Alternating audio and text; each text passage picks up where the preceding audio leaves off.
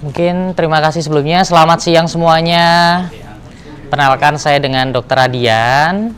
Di sini kita akan sharing seputar kesehatan hewan ya. Karena waktunya juga panjang, jadi nanti agak santai aja. Jadi di sini kita akan membahas semua seputar perawatan kucing, dari kucing sebelum dikawinkan hingga nanti beranak dan cara mengurus anak itu bagaimana. Dan yang di akhir nanti akan kita bahas terkait peraturan terbaru terkait lalu lintas hewan, khususnya kucing, karena kucing termasuk salah satu hewan penular rabies di Indonesia. Jadi ada peraturan terbaru yang memang baru keluar di tahun 2023 ini. Nanti akan kita bahas di akhir. Nah, nanti poin utama akan kita bahas ada 4 materi utama. Jadi yang pertama terkait nutrisi yang baik untuk kucing itu seperti apa. Jadi buat teman-teman yang biasanya ngasih raw food, kira-kira raw foodnya udah tepat apa belum? Atau semisal menggunakan komersial food, bisa memilih komersial food sesuai dengan kebutuhan mereka. Terus membahas tentang perawatan kucing dari berbagai siklus kehidupan. Tadi sempat dibahas, mulai dari mereka sebelum kawin, bunting, melahirkan, hingga nanti perawatan anaknya. Yang kedua, membahas tentang penyakit pada kucing dari berbagai siklus kehidupan. Jadi nanti setiap siklus tadi akan kita bahas kira-kira penyakit apa sih yang sering muncul dan bagaimana cara kita untuk mencegah biar tidak terjadi. Terus treatment kucing sebelum dan sesudah melahirkan, deteksi dini kucing sakit. Jadi jangan sampai ketika kita tahu kucing kita sakit itu kondisinya sudah parah. Jadi sebelum parah kita sudah tahu secara dini. Jadi penanganannya biar nggak ribet, nantinya biar biayanya juga nggak membengkak. Karena biasanya banyak kasus pet owner datang ke dokter hewan, kondisi hewannya itu sebenarnya penyakitnya bukan penyakit yang parah. Karena penanganannya terlambat, akhirnya membutuhkan perawatan yang lebih intensif. Terus materi yang ketiga nanti membahas tentang sistem imun pada kucing secara umum. Kenapa kitten-kitten sering mati kira-kira di usia 1-2 bulan, penyebabnya apa? Nanti akan kita singgung terkait sistem imun pada kucing. Karena sistem imun pada kucing dengan manusia itu ada perbedaan. Jadi nanti teman-teman jadi lebih paham treatment pada kitten khususnya usia 1-2 bulan. Terus nanti bahas juga terkait program vaksinasi pada kucing, itu juga ada hubungannya dengan sistem imunnya si kucing. Terus reaksi hipersensitivitas atau gagal vaksin. Karena banyak kadang dari teman-teman yang menanyakan, ini kenapa divaksin kok tiba-tiba mati? Kenapa divaksin kok muncul panle? Kira-kira kenapa? Nanti akan kita bahas juga. Dan yang terakhir tentang lalu lintas hewan, baik antar daerah maupun antar negara. Sesuai dengan peraturan di Indonesia yang sekarang baru direvisi.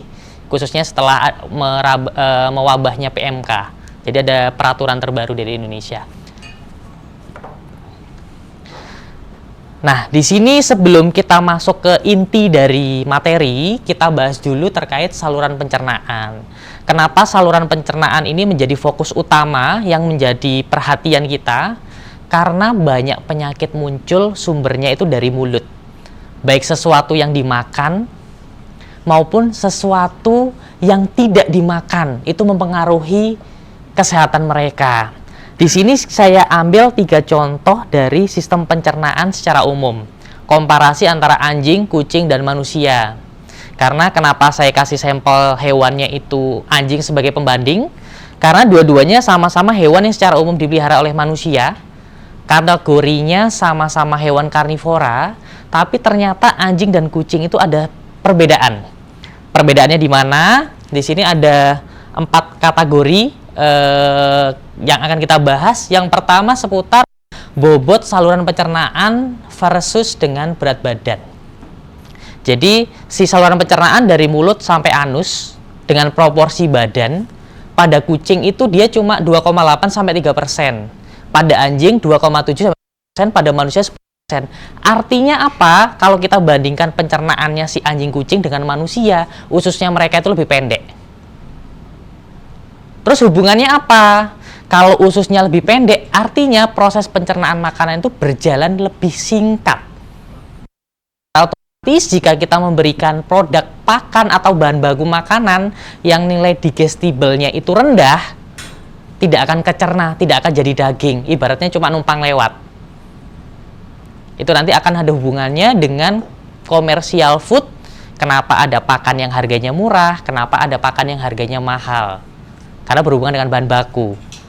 Pakan harga mahal biasanya identiknya dengan bahan baku main product. Contoh daging ya beneran daging. Yang murah untuk mengurangi biaya produksi, mereka menggunakan biaya produk. Contoh tepung-tepungan. Contoh mungkin dia menggunakan bahan proteinnya bukan dari daging. Bulu unggas. Bulu unggas itu proteinnya tinggi, tapi daya cernanya rendah. Hanya untuk mengejar standar minimal kandungan protein yang dibutuhkan. Tapi nggak jadi daging. Nah, terus yang kedua dari kemampuan membedakan rasa. Kita bandingkan kucing cuma 500 sensor rasa yang ada di lidah. Anjing ada 1.700, manusia ada 9.000. Makanya kenapa manusia lebih pemilih makanan. Dia asin dikit tahu, manis dikit tahu. Kalau kucing dia tidak. Sensor rasanya itu paling sedikit. Dan kucing tidak memiliki sensor rasa untuk rasa manis. Makanya kenapa kasus diabetes pada kucing jauh lebih banyak dibanding pada anjing. Alasannya di sini. Jadi dia secara individual, si kucing tidak bisa mengontrol, dia makan makanan yang manis terlalu banyak tuh nggak bisa. Kalau anjing dia masih bisa, dia juga punya sensor rasa manis. Selanjutnya daya penciuman. Kalau kita lihat penciuman, kucing kurang lebih 20 cm di lingkungan, 50 paling kecil sampai 3. Makanya kenapa banyak hewan yang digunakan sebagai pelacak itu ada anjing. Karena indera penciumannya paling berkembang dibanding kucing, hewan lain termasuk manusia. Terus hubungannya apa dengan pencernaan? Jika terjadi penurunan kemampuan mencium makanan, yang terjadi adalah pada kucing, dia akan menolak makan. Makanya kenapa kadang kucingnya aktif, dia ada flu, ada ingus, nggak mau dikasih makan, nggak mau dia. Karena hidungnya tersumbat. Indera penciumannya keganggu. Solusinya apa? Ya harus kita bersihkan ingusnya. Biar lubang hidungnya kebuka, dia bisa mencium makanan, jadi dia mau mencoba makanannya. Kalau pada anjing, karena dia jangkauan penciumannya dia lebih luas areanya, ketika ada masalah pada indera penciuman, hanya terjadi penurunan nafsu makan. Kalau pada manusia nggak bisa ya, karena manusia untuk mempengaruhi nafsu makan tuh faktornya banyak, termasuk penglihatan. Tapi kalau pada hewan, dia mengandalkan indera penciuman. Kucing tidak hanya membutuhkan nutrisi yang komplit, tapi juga harus seimbang. Banyak dari teman-teman, biasanya apalagi kalau Cat3 PSH nih, yang sering kita jumpai, mengejar biar chinnya dia itu cepat kebentuk. Akhirnya dilakukan apa? Kasih daging-dagingan. Full daging aja udah biar cepat gemuk, biar dia pipinya biar cepat kebentuk. Iya bener, yang terjadi apa? Banyak kasus kita jumpai di klinik gangguan pencernaan. Bentuknya apa? Sembelit. Karena kurang serat. Pada usia-usia tertentu, khususnya usia-usia di atas 3 tahun, kita juga sering menjumpai kucing-kucing BSA yang dari awal dikasih raw food daging full, terjadi gangguan pertumbuhan tulang. Rakitis, kakinya tiba-tiba bengkok. Waktu kecil dia kelihatan normal, karena defisiensi kalsium, kekurangan mineral tertentu, akhirnya pertumbuhannya dia keganggu. Hal yang perlu diperhatikan dalam kita menentukan pakan apa yang sesuai, saya sebelah sini biar nggak ketutupan ya. Tidak hanya sekedar kita melihat usianya, morfologinya. Maksudnya gimana? Kita nggak cuma sekedar melihat dia itu usianya berapa sih? Perlu pakan kitten kah? Adult kah? Senior kah? Tapi banyak faktor yang harus menjadi pertimbangan. Pertimbangannya apa? Status metabolisme tubuh, status hidupnya dia. Fasenya sedang apa? Birahi. Sama-sama kitten, sesama adult, kalau fasenya satu birahi, satunya dia nggak birahi, kebutuhan nutrisinya akan berbeda. Kenapa? Karena ketika birahi nafsu makan turun. Bobot badan akan cepat nyusut. Jadi kita harus berpikir gimana caranya ketika nafsu makannya turun, bobot badannya tidak cepat nyusut. Kita bisa upgrade nutrisinya. Nah, komponen dasar nutrisi itu ada 7. Banyak dari teman-teman biasanya hanya mempertimbangkan 3 komponen utama. Protein, karbohidrat, lemak. Yang terjadi apa? Salah satunya kasus BSH tadi. Nah, sebenarnya dari komponen-komponen ini pentingnya apa sih bagi tubuh? Sekarang kita bedah satu persatu. Air. Jadi air itu menjadi komponen paling vital dibutuhkan oleh tubuh setelah oksigen. Sekitar 70% dari penyusun tubuh adalah air. Apalagi pada kitten atau papis, itu lebih besar lagi kandungan air dalam tubuhnya. Ketika dia kekurangan air, kita lupa ngasih minum seharian, pasti dia lesu. Sama seperti kita puasa seharian pasti lesu. Jika dilanjutkan, bisa terjadi anoreksia atau rasa lapar jadi menghilang. Tubuh dapat mengkompensasi kekurangan lemak atau protein, tapi tidak bisa mengkompensasi kekurangan air. Dehidrasi 10% saja bisa berakibat fatal, bahkan kematian. Tanda dehidrasi hingga 10% itu apa? Gampangnya yang dapat kita lihat, ciri-cirinya adalah yang pertama, nafsu makan minum biasanya menghilang. Yang kedua, turgor kulit atau elastisitas kulit itu jelek banget. Kita angkat, nggak ada elastisnya. Kalau biasanya kita ngecek dehidrasi apa enggak, kan tekuknya kita tarik nih. Kita lepas, dia elastis balik lagi. Ini enggak, kalaupun balik dia tetap lepek. Karena kekurangan cairan. Yang selanjutnya tadinya apa? Matanya cekung. Jadi cekung matanya itu dalam. Itu dia kekurangan cairan. Yang selanjutnya apa? Suhu tubuh mulai turun. Karena metabolisme tubuh keganggu, fisiologis tubuh keganggu, suhu tubuhnya turun. Kalau sudah muncul semua tanda itu, kemungkinan ketolongnya nggak sampai 5%, berdasarkan pengalaman pasien-pasien yang ada di klinik. Terus sumber air itu sebenarnya ada dari mana sih? Ada 2 sumber air dalam tubuh. Yang pertama dari sesuatu yang masuk ke dalam mulut, baik dari makanan ataupun minuman, itu menyumbang sekitar 90%. Sisanya dari mana? Metabolisme tubuh. Jadi makanan yang masuk di dalam tubuh kan ada proses metabolisme untuk menghasilkan panas tubuh, tenaga. Di situ juga menghasilkan air, tapi prosentasenya sangat kecil, hanya sekitar 10%. Yang kedua, protein. Kalau di manusia kita tahu bahwa sumber nutrisi utama, sumber energi utama adalah karbohidrat. Tapi kucing ini ada sedikit keunikan. Yang dijadikan sebagai sumber energi utama itu bukan karbohidrat, tapi protein. Hewan lain bagaimana? Tetap pakai karbohidrat. Anjing pun tetap pakai karbohidrat. Kenapa sih kucing itu lebih menggunakan protein dibanding karbohidrat? Karena di dalam tubuhnya dia tidak menghasilkan banyak enzim, banyak hormon yang berhubungan dengan pemecahan karbohidrat. Kalau manusia biasanya diwanti-wanti adalah jangan terlalu banyak gula. Kadar gula dalam darah tinggi kita jadi pusing. Nanti bisa jadi diabetes, kucing pun juga sama. Di dalam tubuh secara alamiah, harusnya tubuh itu bisa menyimpan glukosa dalam otot dalam bentuk glikogen. Dia perlu enzim nih. Si kucing ini menghasilkan enzimnya hanya sedikit. Yang terjadi apa? Glukosanya nggak bisa disimpan, jadinya dia banyak di dalam darah. Itu yang membuat kucing lebih gampang kena diabetes dibanding anjing atau hewan yang lain. Terus ketika si gula tadi disimpan dalam bentuk glukosa, dia kan masih bisa nyimpen nih, jumlahnya sedikit. Itu bertahannya nggak lama, cuma kurang lebih selama 24 jam, 1 hari doang. Habis disimpan, dirubah lagi jadi glukosa lagi. Makanya kenapa produk pakan kucing lebih mahal dibanding produk pakan anjing. Karena kandungan proteinnya lebih tinggi. Kita tahu bahwa bahan baku protein itu harganya lebih mahal dibanding karbohidrat. Yang kedua, pada beberapa kasus anoreksia atau yang ada gangguan nggak muncul nafsu makan atau selera makan nggak ada, tubuh akan merombak cadangan energi dari lemak. Terus si hepar atau hati, livernya, dia akan merombak cadangan protein yang ada dalam tubuh juga. Yang terjadi apa?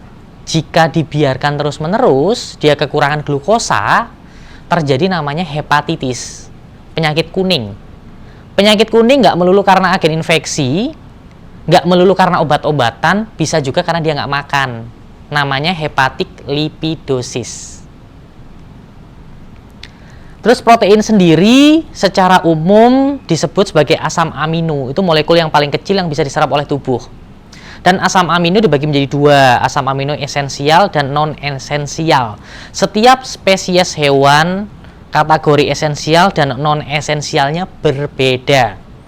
Esensial itu yang didapatkan dari makanan, non esensial itu tubuhnya bisa menghasilkan sendiri. Kita lihat tabel yang warna coklat aja, asam amino esensial yang diperlukan oleh kucing.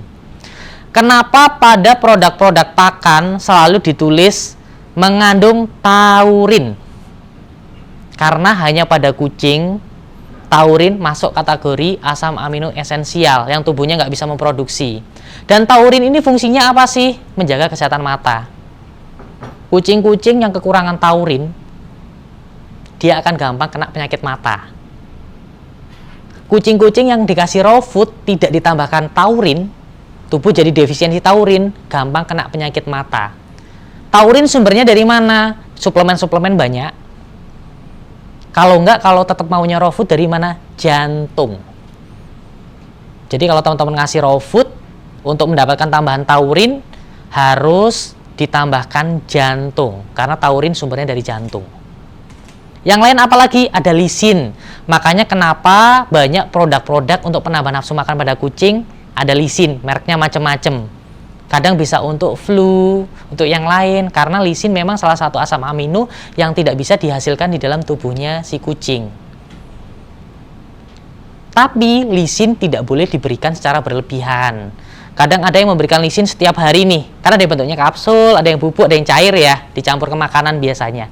Efeknya apa? Ketika lisin diberikan terlalu berlebihan, jadi lisin tuh dalam tubuh ada temennya, namanya arginin. Kadarnya harus seimbang. Ketika lisin naik, arginin turun. Ketika lisin turun, arginin naik. Ketika kita memberikan over lisin, arginin turun. Efeknya apa? Gampang sariawan, nafsu makan juga akan ikut turun. Jadi kalaupun mau memberikan lisin, saran saya tidak setiap hari. Kalau memang kucingnya kondisinya sehat, seminggu cukup 2 atau 3 kali aja.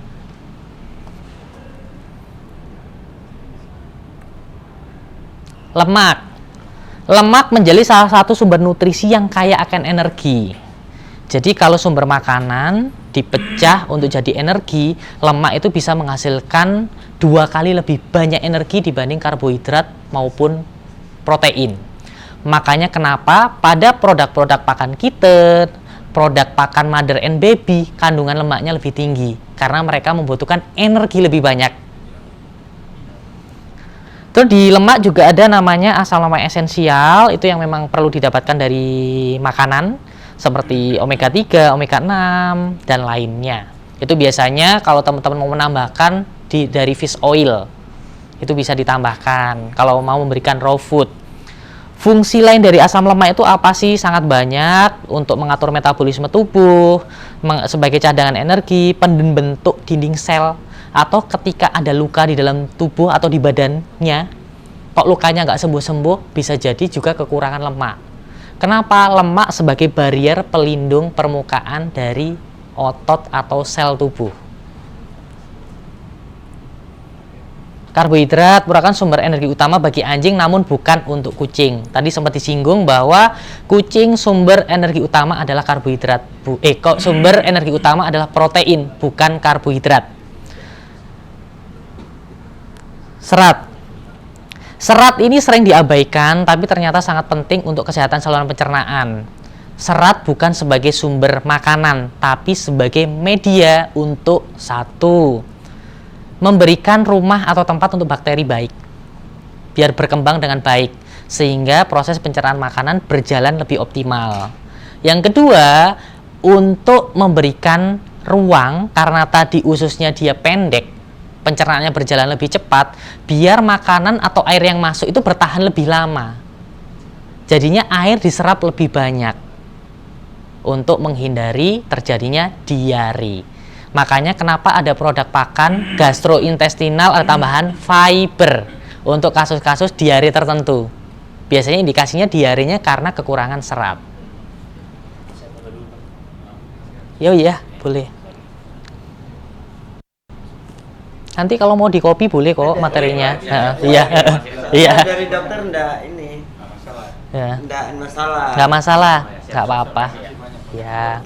Terus mineral. Mineral ini juga menjadi hal yang paling sering diabaikan. Mineral itu ada makro mineral, ada mikro mineral. Makro itu sesuatu yang mineral yang dibutuhkan dalam jumlah banyak. Orang biasanya lebih mengenal makro dibanding mikro. Makro contohnya apa? Kalsium, magnesium, natrium. Mikro contohnya apa? Zat besi, Zn, dan sebagainya. Tapi kadarnya harus seimbang. Kalau tidak seimbang, yang terjadi apa? Kekurangan kalsium, terjadi hipokalsemia. Hipokalsemia sering terjadi pada induk sedang bunting atau menyusui. Karena produksi susu, dia perlu banyak kalsium. Ketika kurang kalsium, efek dari hipokalsemia apa? Kejang-kejang. Kita kira epilepsi, ternyata bukan. Epilepsinya penyebabnya bukan gangguan syaraf, tapi karena kekurangan kalsium. Ketinggian magnesium, biasanya pada produk-produk pakan low price, karena dia makanannya murah, tepung biasanya. Tapi saya tidak menjudge semua makanan murah dari tepung ya, tapi secara umum dia sifatnya tidak mengenyangkan. Biasanya antara makan murah sama mahal, yang murah dia porsi makannya lebih banyak. Kita ngelihatnya biasanya seneng, oh dia lebih senengnya ini karena makannya banyak. Padahal belum tentu.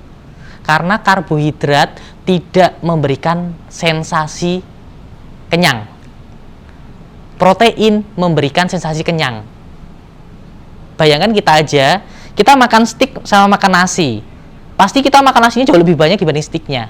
Kenapa? Protein bisa memberikan stimulasi ke otak rasa kenyang ketika kita makan dalam kadar tertentu. Tapi kalau karbohidrat tidak. Makanya kenapa kita lebih senang makan nasi jumlahnya banyak dibanding daging. Di hewan pun juga sama. Terus ketika kebanyakan magnesium, yang terjadi apa? Batu ginjal. Atau orang sering menyebutnya FUS atau FLUTD. Salah satu pemicunya adalah kebanyakan magnesium. Nama kristalnya atau batunya disebutnya batu struvit. Makanya kenapa ada beberapa brand makanan mengeluarkan pakan terapi untuk gangguan perkencingan namanya struvit. Diambil dari salah satu jenis batu yang mendominasi kasus pada kucing. Vitamin secara umum dibagi vitamin yang larut air dengan yang vitamin larut lemak. Vitamin A, D, E, K itu vitamin yang dia larutnya ke lemak. Kalau BC itu larutnya ke air. Vitamin A, D, E, K, anjing bisa mengkonversi karotenoid menjadi vitamin A, sedangkan kucing tidak bisa. Artinya apa? Kita harus memberikan vitamin A dari luar. Karena tubuh kucing tidak bisa memanfaatkan bahan makanan untuk dirubah menjadi vitamin A. Makanya kenapa kalau semisal teman-teman lihat produk suplemen multivitamin, pasti untuk kucing ada tambahan vitamin A. Kalau produk yang khusus anjing kadang tidak ada vitamin A-nya. Karena secara alamiah di tubuh anjing bisa merubah bahan makanan yang namanya karotenoid jadi vitamin A. Kalau kucing nggak bisa. Terus anjing dan kucing tidak dapat mensintesis vitamin D dalam jumlah yang cukup tanpa bantuan paparan sinar matahari.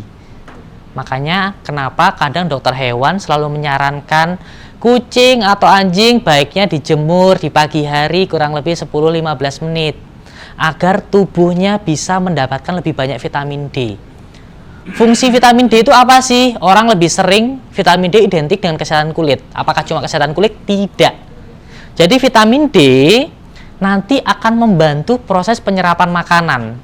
Jadi di usus makanan dipecah-pecah dari yang ukurannya besar menjadi ukuran kecil nih. Dari ukuran kecil nanti akan diserap. Nah, untuk proses penyerapan ini dibantu oleh yang namanya vitamin D. Kalau kadar vitamin D dia kurang, penyerapan nutrisinya tidak berjalan dengan baik.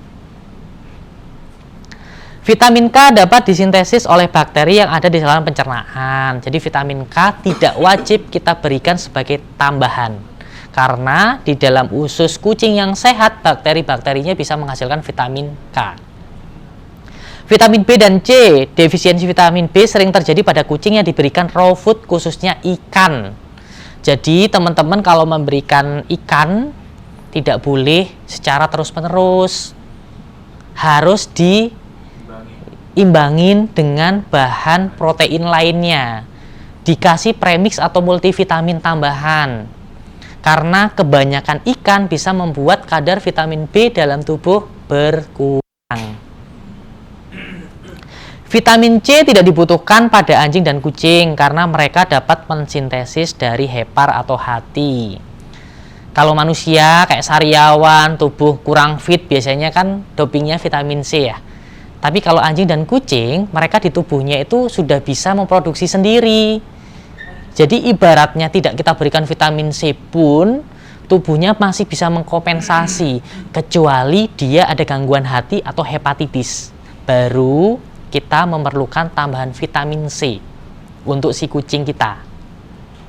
Ada yang namanya lagi antivitamin. Antivitamin itu adalah zat yang dapat menghambat atau mencegah kinerja vitamin dalam tubuh. Yang pertama adalah putih telur. Buat yang hobi ngasih telur buat kucingnya, stop pemberian telur mentah atau telur setengah matang. Kenapa? Karena di putih telur ada namanya zat avidin. Avidin ini dia mencegah absorpsi atau penyerapan vitamin B7. Kadang kita pisahkan kuning dengan putih, tapi bagian kuning pasti masih ada sisa putihnya. Pasti masih ada avidinnya. Avidin ini menyebabkan tubuh tidak bisa menyerap vitamin B7 dengan baik. Vitamin B7 itu fungsinya mengatur metabolisme tubuh. Jadi perlahan bobotnya bisa nyusut, bisa jadi karena adanya avidin dalam jumlah yang tinggi. Boleh ngasih telur, tapi baiknya direbus dulu. Kuningnya aja, biar avidinnya rusak. Jadi nutrisi yang ada di kuning telurnya bisa kemakan kucingnya, bisa terserap oleh kucingnya. Kalau direbus putihnya aman? Putihnya masih aman, tapi baiknya disendirikan. Kuningnya aja yang dikasih. Betul. Kalau sebalik Terus yang kedua, organ viscera atau organ dalam. Terus di bagian kepala ikan segar juga yang ada namanya zat tiaminase. Ini menghambat penyerapan atau merusak vitamin B1. Jadi kalau mau ngasih ikan wajib dimasak dulu. Nggak boleh ikan mentah. Ini dua zat antivitamin yang sering dijumpain pada makanan kucing, khususnya raw food. Dan itu tidak menguntungkan buat mereka. Makanan kaleng yang sudah matang nggak apa-apa? Nggak apa-apa. Kan banyak itu yang apa? Salmon Itu nggak apa-apa. Karena sudah diolah, dia zat tiaminasenya udah rusak. Nutrisi menyesuaikan siklus hidup dari kucing. Kita tahu siklus hidup itu beda-beda ya, mulai dari fase birahi, bunting, melahirkan, menyusui, dan pertumbuhan. Setiap fase membutuhkan nutrisi yang berbeda-beda. Nutrisi untuk kesehatan induk dan anak. Makanan yang diberikan selama kebuntingan dan laktasi atau menyusui akan mempengaruhi 3 hal. Yang pertama, kesehatan induk. Yang kedua, kesehatan anak. Dan yang ketiga, kesehatan atau kualitas dari susu yang dihasilkan oleh induk. Kesehatan induk berhubungan dengan BCS. BCS itu apa sih? Skor kondisi tubuh. Dia jadi kurus kalau nutrisinya kurang. BCS-nya jadi rendah. Terus penyimpanan nutrisi. Kalau nutrisinya kurang, dia jadi nggak bisa mentransfer nutrisi dengan baik ke anak-anaknya. Induknya kurus, anak-anaknya jadi ikut kurus. Karena kualitas susunya juga menurun. Kesehatan anak, vitalitas, itu perkembangan tubuh, organ-organ juga, karena ketika dilahirkan, organ dalam, fungsi tubuh, imunitas, semuanya belum berkembang 100%. Perlu yang namanya nutrisi yang baik. Terus berat lahir, kalau nutrisi kurang, kadang jadi nggak seragam. Kalau kita jumpain kucingnya kok kita kasih pakan udah pakan baik nih, yang bagus kualitasnya. Tapi kok anaknya ada yang ukurannya besar, ada yang ukurannya kecil. Artinya apa? Pakannya memang bagus, tapi untuk kebutuhan dia masih kurang. Porsinya harus ditambah. Atau tipe pakannya di-upgrade.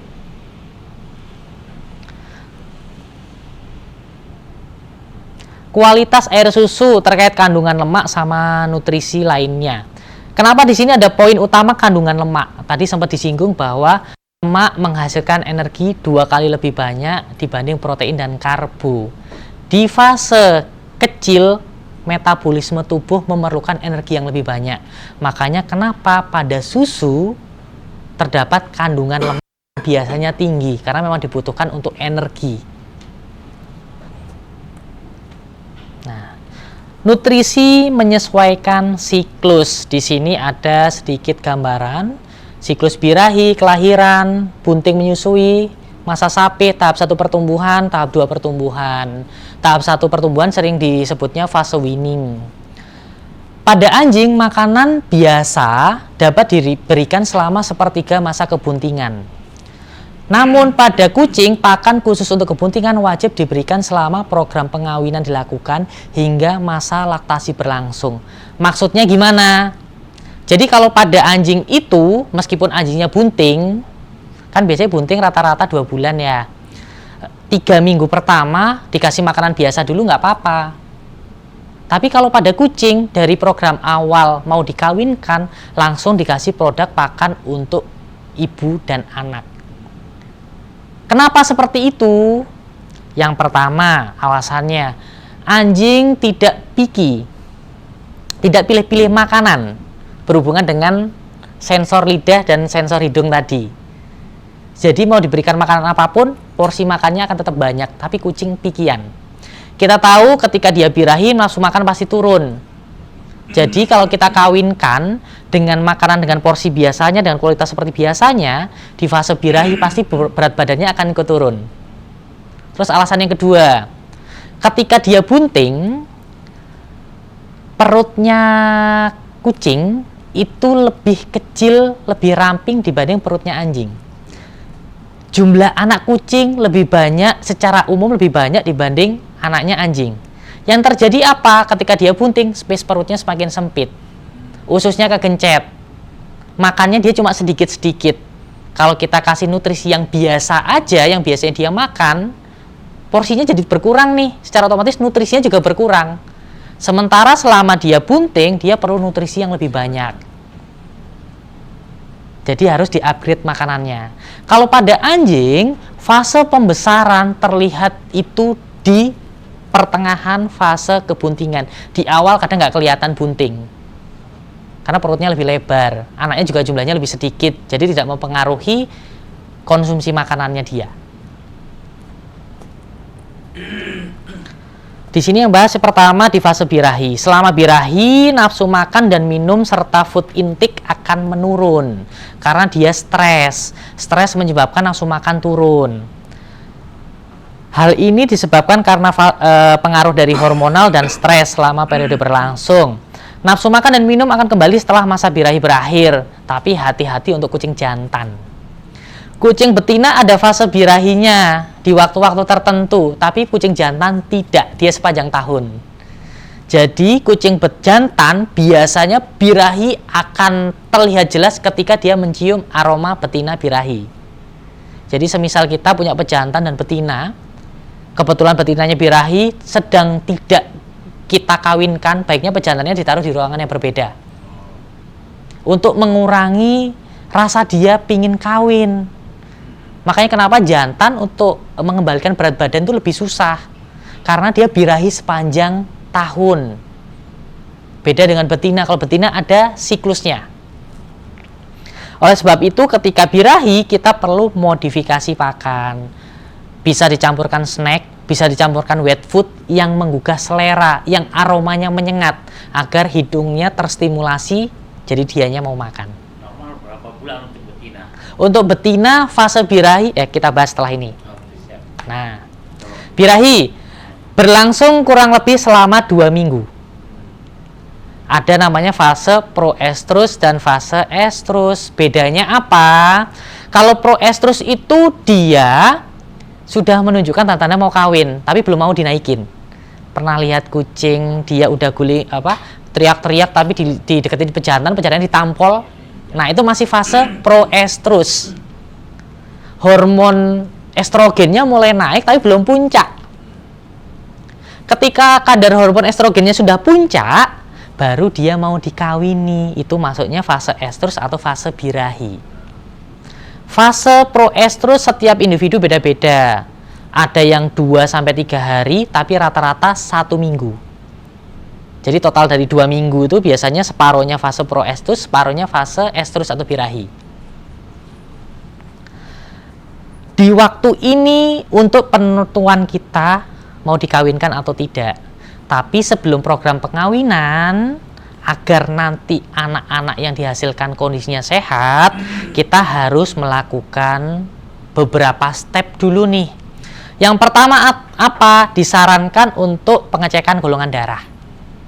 Pentingnya apa sih? Untuk memastikan golongan darah pejantan dan betina adalah sama. Kita tahu golongan darah kucing ada 3 ya, A, B, dan AB. Kenapa dianjurkan golongan darahnya sama? Kalau di manusia itu seperti resus, positif negatif, baiknya positif positif, negatif negatif, untuk menghindari nanti anak yang dilahirkan biar tidak meninggal.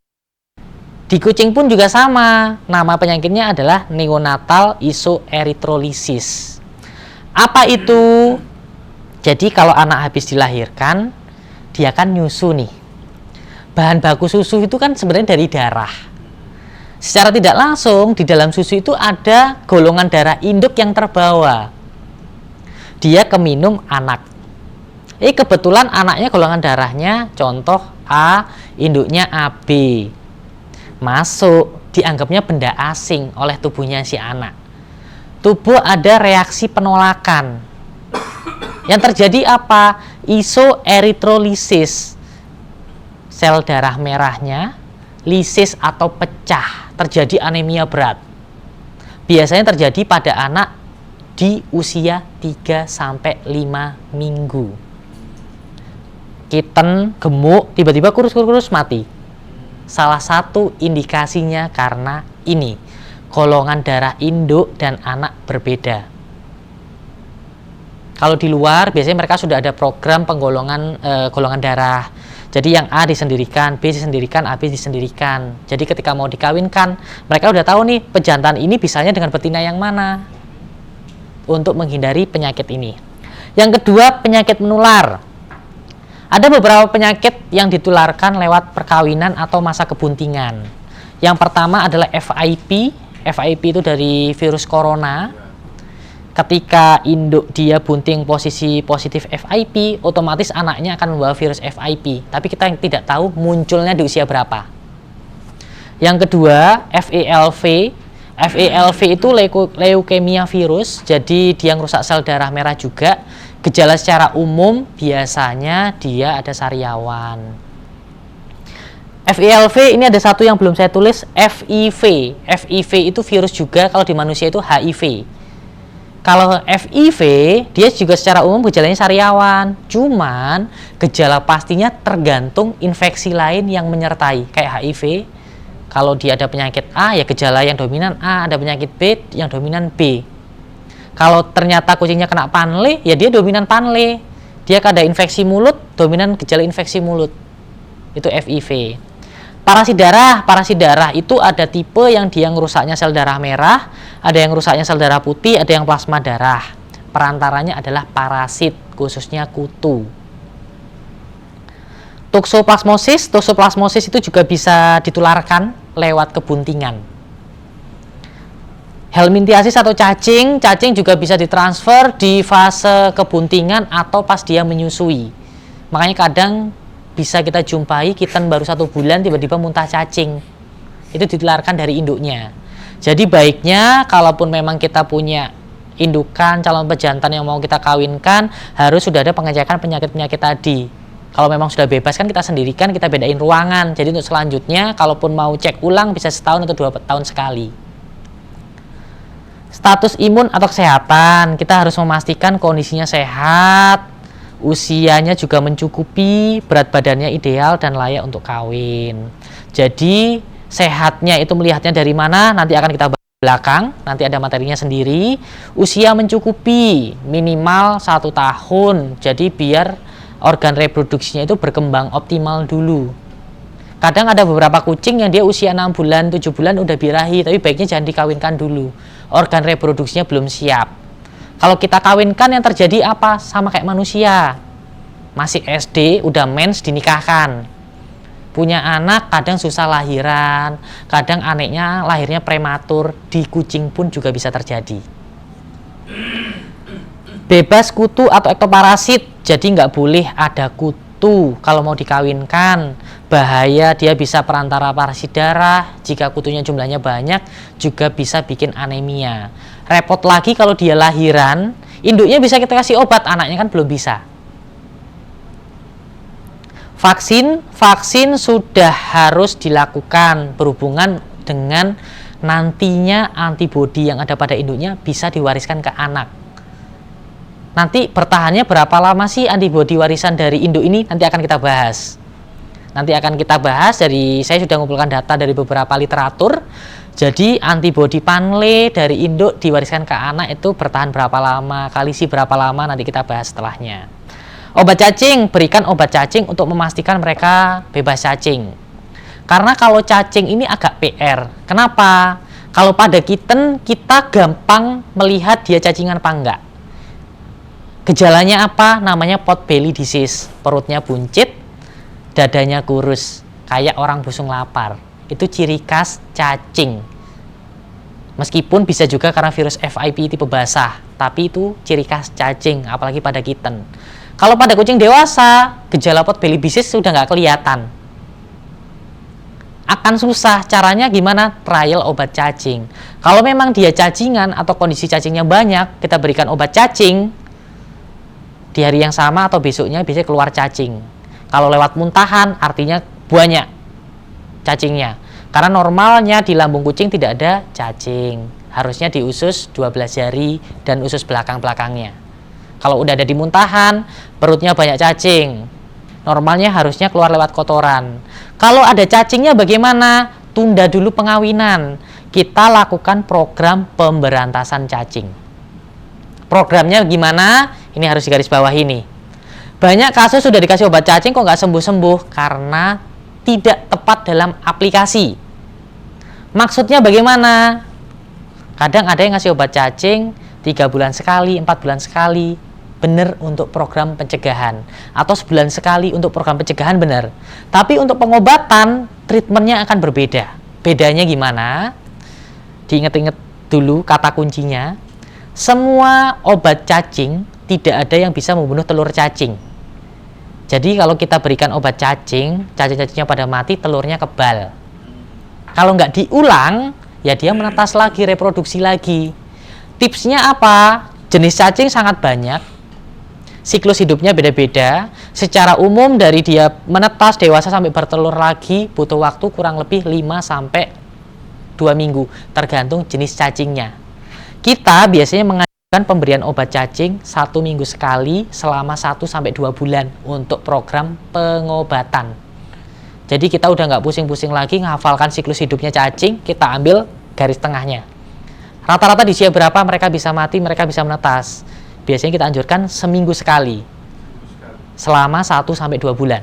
Itu untuk pengobatan. Kalau yang ada sakit cacingnya, kalau Betul. nggak ada, Kalau nggak ada untuk pencegahan, boleh sebulan sekali, semisal dia challenge lingkungannya tinggi. Contoh, dia sering ke kamar mandi, dia sering ke taman, atau kadang semi outdoor, atau kadang kita kasih raw food, tapi kita nggak yakin masaknya matang sempurna apa enggak, bahan bakunya membawa telur cacing apa enggak. Tapi kalau semisal kita pakai komersial food, kita taruh di ruangan, dan dia ke kamar mandi, higienis, itu boleh 3 atau 4 bulan sekali untuk pencegahan. Dan semisal teman-teman melihat di badan mereka kok ada kutu, pinjal, kutu lompat coklat-coklat itu, kita harus curiga cacingan. Kenapa?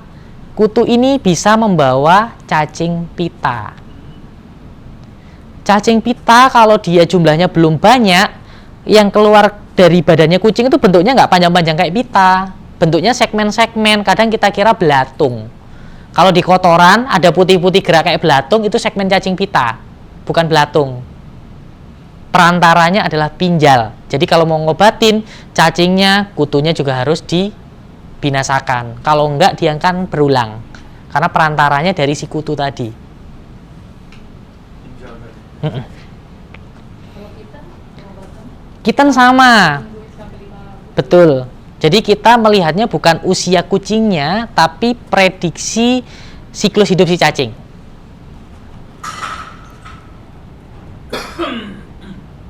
Birahi lagi.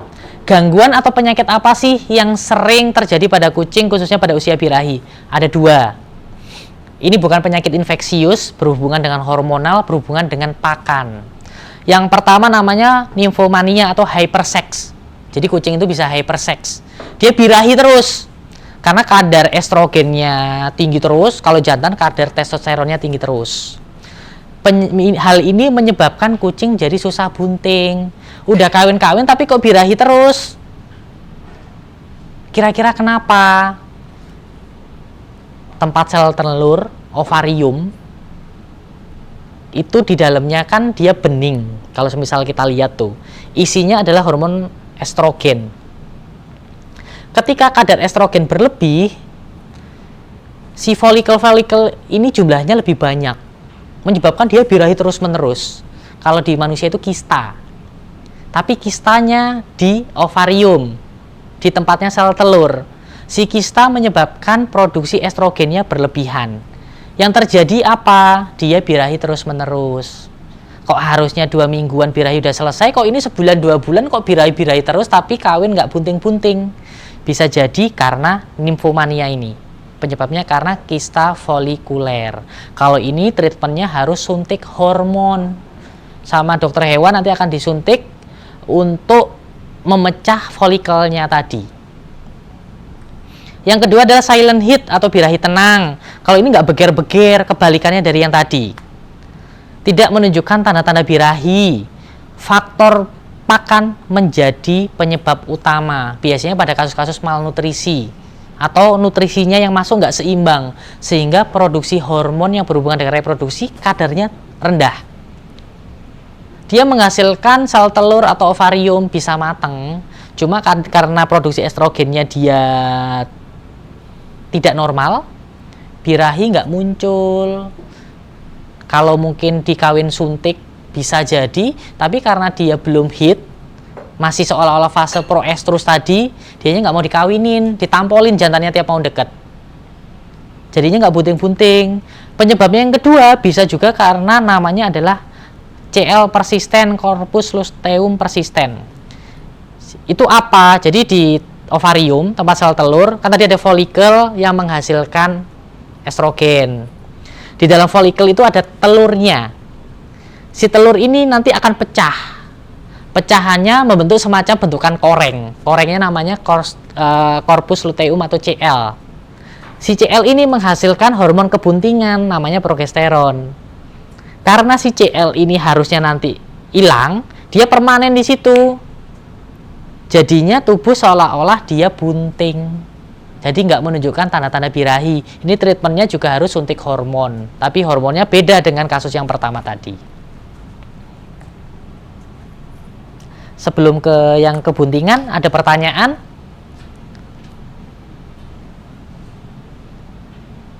Setelah seminggu masa birahi itu akan berulang lagi berapa bulan, dok? Normalnya berulang lagi setiap 1 bulan setelahnya. Setelah sebulan. Betul. Kalau jadi gini, kalau semisal kita berbicara fase birahi, urutannya adalah proestrus, estrus, metestrus, diestrus, anestrus. Bedanya apa? Proestrus dia sudah menunjukkan tanda birahi, belum mau dikawinkan tadi. Estrus sudah mau kawin. Metestrus fase dia ini apa namanya? Pembuahan. Jadi terbentuk embrio apa enggak? Metestrus fase lanjutan. Anestrus itu fase kosong. Fase kosong untuk melihat terjadi kebuntingan atau tidak. Makanya ada kasus kadang bunting anggur. Itu di fase anestrus. Kadang dia itu terbentuk kantong tapi tidak terjadi pembuahan. Itu bisa terjadi juga. Makanya kenapa kadang kita USG yang terlihat 5 ternyata anaknya cuma 4. Nggak taunya yang 1 kantongnya kosong. Jadi itu pengaruh dari apa, kesuburan daripada betinanya atau jantannya, dok, biasanya, atau 2 kasus? 2 kasus. Kalau jantan hubungannya terbentuk embrio, kalau betina hubungannya dengan ini apa, penempelan embrio yang terbentuk. Misalnya di rumah itu ada yang hamil bulan kemarin birahi, tapi nggak hamil. Sekarang birahi tapi galak, sampai jantannya itu takut. Jalak. Mirip kasusnya. Iya. Jadi Jadi sampai sekarang ini bingung, kok bisa begini Pak? Ya mungkin dari lingkungan belum nyaman atau tadi dokter bilang makanan yang mempengaruhi gitu. Karena dia terus terang komersial, maksudnya jantannya itu dibikin pacak. Jadi banyak betina lain itu kawin depan dia. Kan faktor sosial apakah berpengaruh? Berpengaruh. Ya. Ada beberapa individu yang dia itu kadang pemilih pejantan ada. Okay. Atau dia cemburu itu juga bisa. Karena dia merasa mungkin satu lingkungan. Jadi kucing itu juga punya psikis. Kalau pernah dengar ilmu linking. Kucing tidak bisa berpikir, tapi dia bisa mengekspresikan apa yang dia rasakan. Dia tahu kapan kita marah, dia tahu kapan kita mau nge-treat ke mereka. Kita bawa snack, dia nyamperin. Kadang jilat-jilat, meper-meperin badan. Dia tahu pas kapan kita marah, pasti dia sembunyi. Secara psikologis mereka punya. Itu namanya apa dok ya? Linking. Linking. Ilmu linking. Linking itu seni dalam kita mengenali apa yang mereka rasakan sebenarnya. Body language. Bukan berkomunikasi secara harfiah, ngobrol. Itu belajarnya di mana ya dok ya? Setiap orang sebenarnya bisa, cuma ada linking yang arahnya kadang, kalau menurut saya kayak udah kayak dukun ya, kalau saya nggak ikuti paham yang itu. Maksudnya kan biasa kita kan nggak peka ya. Ya. Gimana ya supaya selalu peka gitu terhadap kucing kita sendiri. Tapi kalau semisal kucingnya lapar, tahu nggak? Tahu. Ya, Tahu. sih. Kalau kucingnya pas lagi minta diajak main, tahu nggak? Tahu. Nah itu udah ilmu linking sebenarnya. Oh, gitu ya? Cuma kitanya nggak sadar. Jadi enggak, ini Heeh. lebih apa sih kayak kalau sekarang yang lagi ngetel tuh si animal Komunikator. ya. Itu arahnya udah kayak komunikasi kita kayak manusia ke manusia. Kan hewan nggak Tapi bisa loh dok, saya lakukan seperti kayak gitu ya. Mm-mm. Saya panggil itu kan. Ini saya jangan ngerti dia. Betul. Hewan. Saya bilang, pijit. Pijit dia Betul. gitu. Merasa nyaman dia terus melakukan hal itu. Yang dilakukan oleh hewan adalah dia bukan mengerti bahasa kita, tapi dia mengenali intonasi. Oh. Jadi dari gelombang suara. Jadi dia terbiasa contoh nih dengan nada seperti ini, oh disuruh begini. Iya. Oh dengan nada seperti ini itu kita lagi marah, dia paham, tapi nggak ngerti bahasa kita. Kalau dari ilmu kedokteran sih seperti itu. Makanya sakit ngerti ini. Iya. Apalagi kalau dia sudah percaya dengan lingkungannya, itu akan lebih cepat. Betul. Tanda kucing percaya dengan lingkungan ada dua. Yang pertama, dia sudah mau dipegang area perut. Ya. Iya betul. Kalau belum mau dipegang, artinya dia belum nyaman dengan lingkungannya. Yang kedua, dia sudah mulai keluarin suara ngorok. Apalagi di dekat kita, puring betul. Artinya dia udah nyaman. Mau kita apa-apain, Ini sama kayak yang pijit-pijit gitu. betul. Makanya kenapa kadang beberapa kasus tindak kejahatan, apalagi anak kecil, sampai pakai pisau kucing dilukain. Karena kucing sebenarnya percaya sama dia, tapi orangnya yang dia nggak bijak menyikapi kucingnya. Itu banyak di klinik, kadang kita ada ketemu kasus kucing dikaretin, terus kadang di pisau sampai ada yang apa? Iya, ususnya mau keluar, kayak gitu-gitu ada. Katanya kucingnya memang ini jinak. Dibawa ke klinik pun mau keluar dia masih puring. Ya Allah, kasihan. Itu yang terjadi. Jadi kayak gitu. Sudah pidana sekarang ini. Betul. Penyiksaan data. Saya Boleh. ada satu perilaku kucing saya. Mm-mm. Kucing saya suka makanin rambut. Itu apakah ada satu trait khusus atau? Rambut manusia. Iya, kalau saya diem gini terus dia tiba-tiba makanin rambut. Makan atau sambil dijilat. Jilat. Nah. Yang tapi digigit gitu loh. Itu bentuk dia itu sebenarnya care ke kita. Oh gitu. Kucing suka self grooming. Itu salah satu wujud dia memperhatikan kesehatan kita. Kadang dia ke teman-temannya pun kalau dia nggak berantem, dia suka saling jilat-jilatan. Jadi saling menimbulkan rasa percaya, termasuk ke manusia. Ketika dia sudah deketin kita, udah 2 step tadi udah dilewati, terus dia jilat-jilat badan kita, artinya dia juga pinginnya kita itu bersih gitu. Oh iya. Tapi dengan caranya dia gitu. Apa kita lagi bau kan? Jadi seperti itu. Nah, ini satunya. Baik. Ini fase kebuntingan. Jadi rata-rata kebuntingan kucing 56 sampai 58 hari. Ada 2 metode yang biasanya digunakan. Ada yang perhitungan berdasarkan pertama kawin, ada yang dia di terakhir kawin, tidak ada yang salah. Makanya kenapa di teori kadang menyebutkan rata-rata 56 sampai 68 hari, bahkan bisa sampai 72 hari. Tergantung dari cara perhitungan. Perhitungannya di awal dia kawin atau di akhir kawin. Kalau di awal kawin, kadang rata-rata di 56-68 hari, tapi kalau kita ngitungnya di akhir kawin, kadang bisa menjumpai dia baru lahiran di 70-72 hari. Jadi sebenarnya ada yang betul nggak sih ngitungnya tuh di mana sih, Dok? Dua itu tidak ada yang salah. Kenapa? Karena anaknya jumlahnya banyak. Dan fase ovulasi tidak terjadi di 1 hari, tapi di fase estrus tadi kurang lebih selama 1 minggu. Makanya range-nya kan rata-rata 1 minggu. Iya. Berarti plus minus ya? Dan kalau melakukan perkawinan mesti harus selama seminggu dikawinin terus sih. Tidak harus. Satu kawin juga bisa jadi tergantung dia situ. Kadang ada yang 1 minggu full dikawin jadi, yang 1 kali kawin kadang jadi. Cuman kalau kawin Loncat gitu juga nggak apa-apa. loncat-loncat juga nggak masalah, karena kalau kucing ovulasinya itu spontan. Kalau manusia atau hewan lain, dia kan ada di hari tertentu masa subur, si sel telur mau kawin nggak kawin dia akan dikeluarkan. Tapi kalau kucing nggak, dia terjadi perkawinan baru dia dikeluarkan.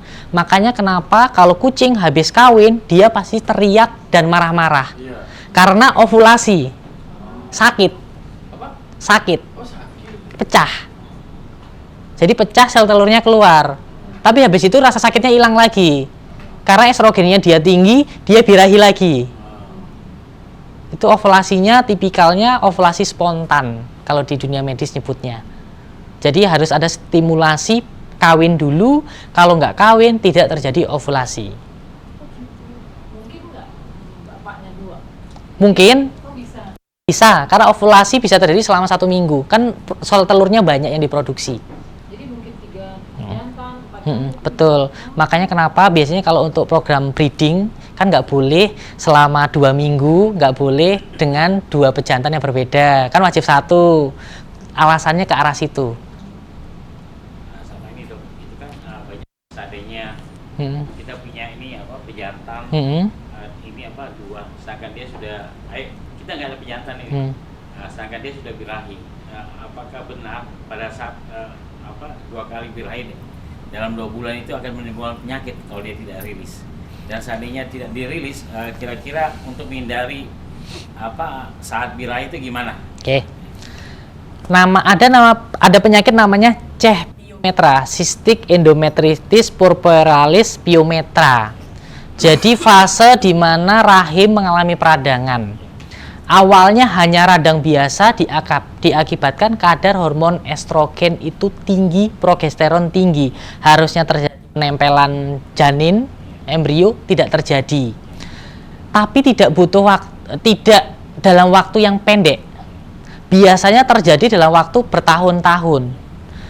Apalagi jika dia tidak dikawinkan, biasanya muncul nantinya jadi pyometra atau endometritis setelah 1-2 tahun kemudian. Solusinya apa? Ya mau nggak mau ya tetap harus dikawinkan, kalau nggak disteril. Jadi batas maksimalnya bisa 1 tahun kita menganjurkan.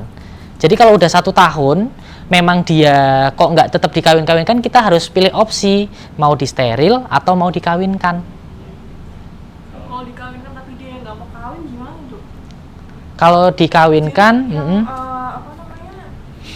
Saya tuh punya kasus kucingnya yang betina ini gede, biasa.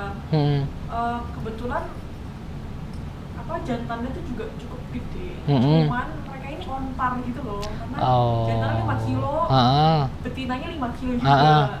Itu nggak ada yang mau. Jadi saya ganti jantan tuh ada 3-4 kali Pak, itu nggak ada yang mau. Dia nggak mau juga. Nggak maunya tidak memposisikan untuk kawin atau dia nggak tahu caranya? Jadi dia udah posisi kawin, terus jantannya kayak udah mau naikin gitu kan. Terus dia lama-lama dia marah gitu, kayak jantannya kelamaan, lu kelamaan gitu. Mungkin terlalu berat badannya terlalu berat juga bisa. Gitu ya. Harus dikurangi dikit lagi berat badannya kalau enggak. Gitu. Kalau saya bilang 5 kilo itu obes apa enggak, saya harus lihat. Karena kalau kita lihat obes atau enggak harus lihat postur.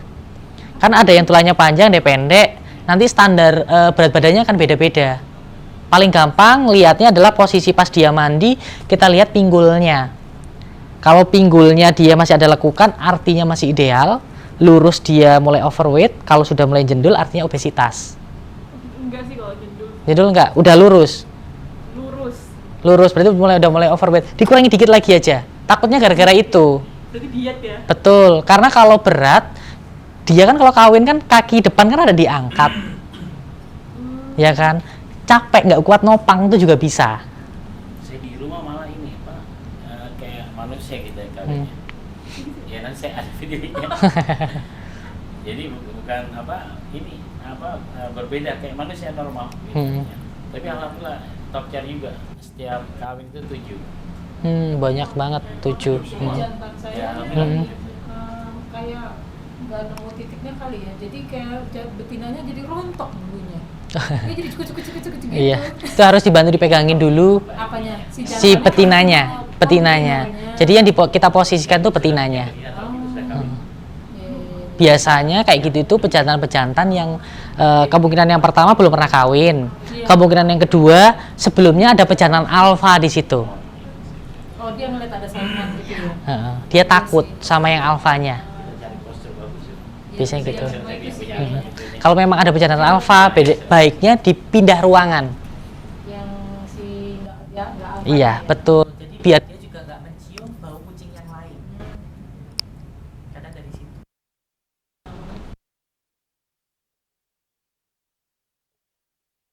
Atau penyakit yang sering ada abortus.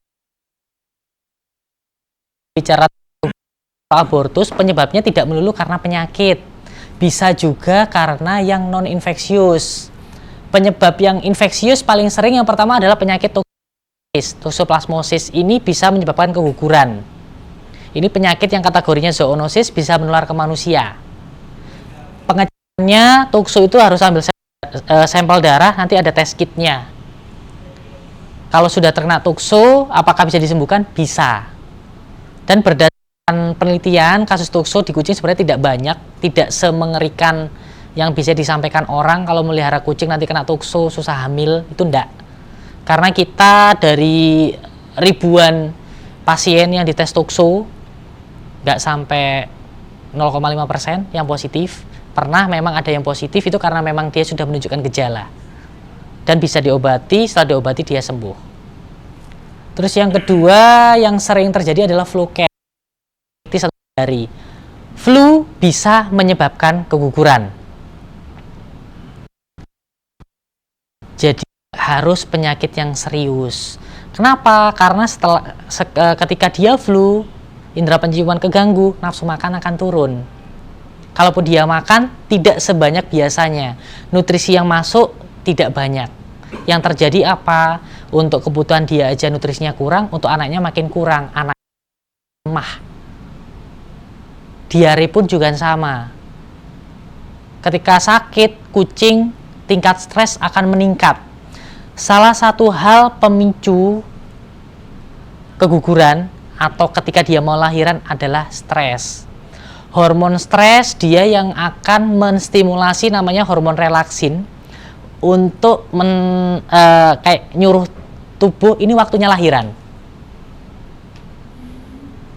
Lingkungan yang bising atau over diajak main dengan ketika dia posisi bunting juga bisa memicu keguguran karena stres. Jadi stres itu menstimulasi tubuh menghasilkan hormon stres. Hormon stres adalah salah satu stimulasi proses kelahiran. Makanya kenapa kadang kalau ada kucing bunting waktunya lahiran, harusnya besok tiba-tiba lagi ada tahun baru ada kembang api, dia lahirannya di hari itu. Kaget karena stres. Stres memicu tubuh mengeluarkan relaksin yang fungsinya untuk proses lahiran.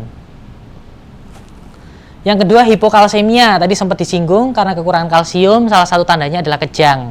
Makanya kenapa kadang dokter hewan menyarankan suntik kalsium khususnya di kebuntingan tua atau ketika dia menyusui untuk menghindari hipokalsemia. Boleh? Kalau kekurangan kalsium itu saat hamil atau melahirkan, kita tahu dari mana? tandanya kejang. Oh, dia kejang. Betul. Ibunya ya? Iya, ibunya. Jadi kalau teman-teman melihat kok kucingnya di kehamilan tua atau baru lahiran ada tanda-tanda kejang atau ototnya kayak kaku, bisa jadi karena hipokalsemia.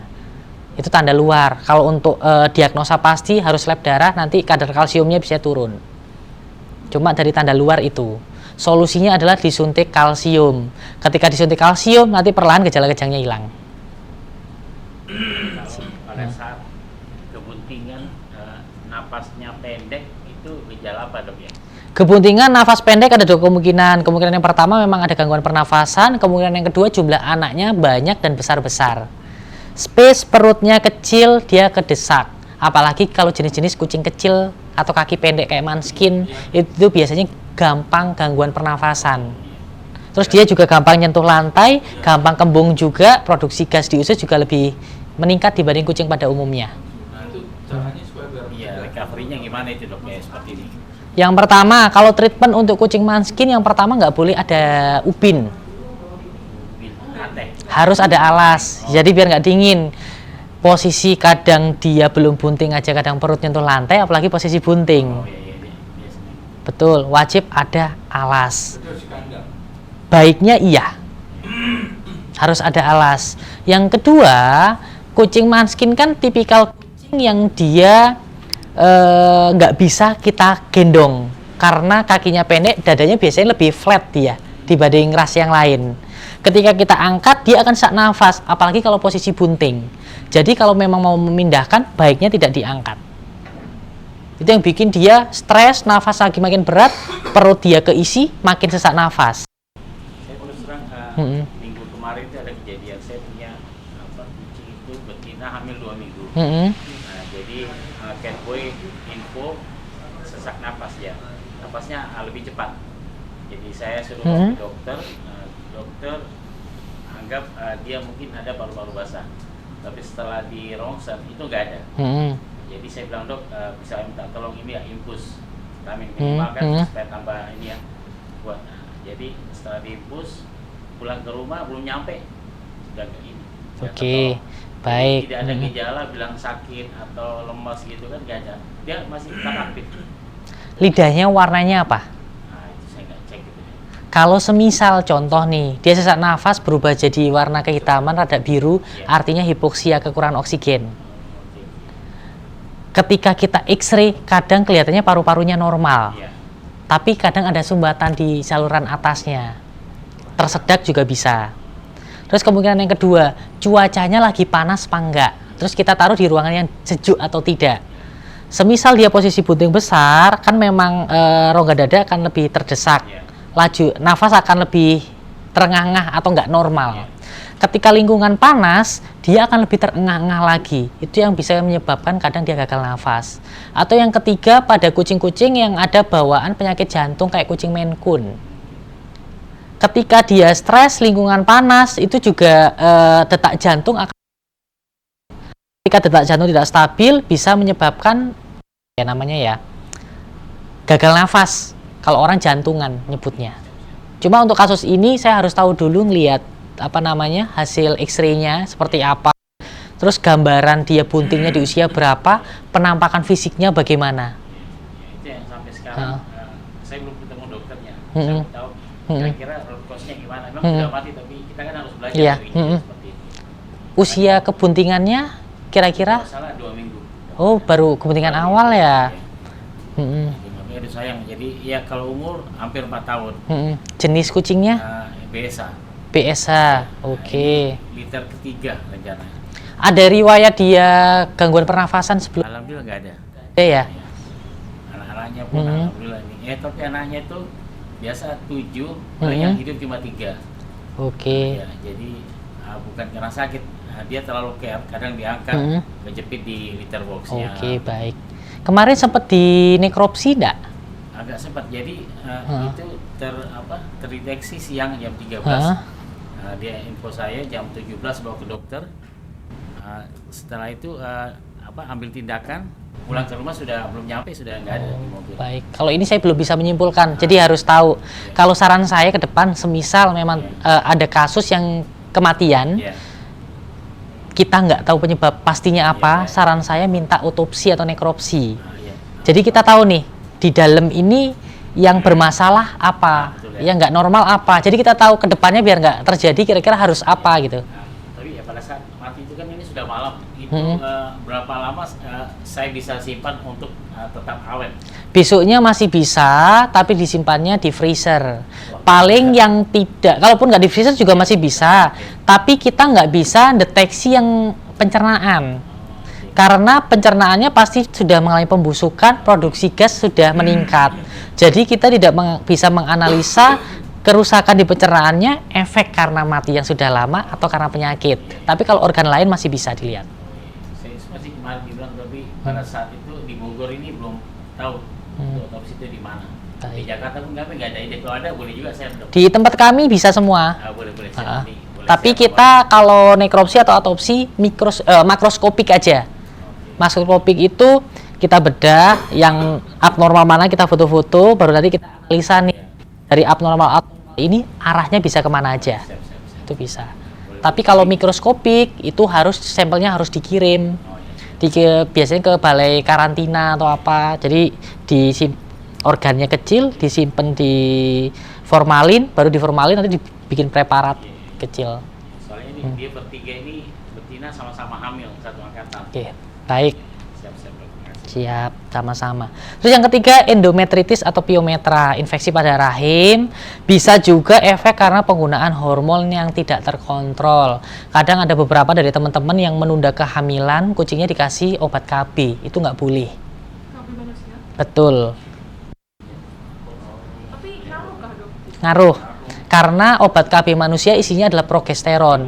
Progesteron itu adalah hormon yang fungsinya membuat tubuh seolah-olah dia bunting. Jadi dianya nggak birahi-birahi. Tapi pada anjing kucing itu sudah dilarang. Udah lama banget, tuh dari puluhan tahun yang lalu. Karena efek sampingnya bisa bikin penyakit piometra.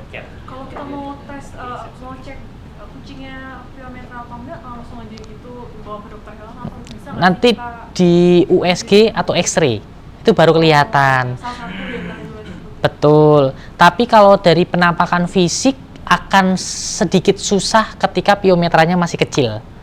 Atau tipe-tipe piometra tertutup. Jadi piometra itu ada tipe terbuka, tipe tertutup. Kalau terbuka, nanahnya keluar lewat kelamin. Karena serviknya atau lubang peranakannya kebuka. Tipe tertutup, lubang peranakannya dia nutup. Jadi nanah yang di dalam nggak bisa keluar. Kadang seolah-olah bunting. Kadang puting pun memproduksi susu. Karena tubuh meresponnya dikiranya bunting. Kalau teman-teman contoh, kok ini ada bunting tapi udah 2 bulan kok nggak keluar-keluar, bahkan udah hampir 3 bulan, harus curiga. Jangan-jangan Kalau saya di USG tanpa X-ray itu dia kelihatan ya, Dok? kelihatan.